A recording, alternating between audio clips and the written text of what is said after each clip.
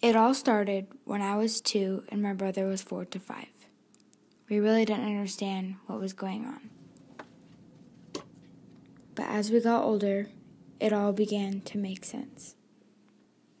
House to house, it began to get harder. I was always sad to leave my mom and go to my dad's when I was little. My dad decided to begin dating again. I was always scared to meet the new woman that my dad brought back. My dad was not a bad guy at all, but I was a complete mom's girl. My mom also began dating and found a guy that she really liked.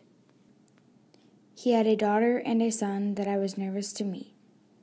It all turned out well, and I considered them a second family. Back to my dad. He met a woman who was very nice, and it didn't take long for them to get married. I was 6 when they got married. She always made sure to tell me that she was not trying to replace my mom.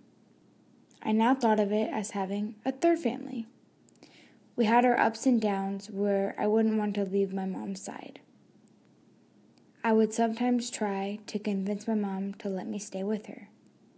The hardest part was watching her drive off and wishing she didn't, or wishing that she would come back. I would go over to my dad's every other weekend.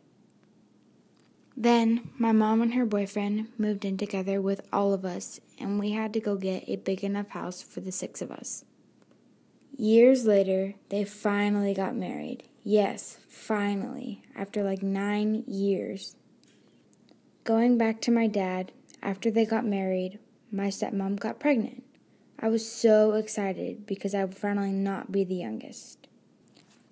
After he was born, a few years later, 2 more had come, and I had 3 cute little brothers. At first, I thought everything was going to suck, and sometimes it did.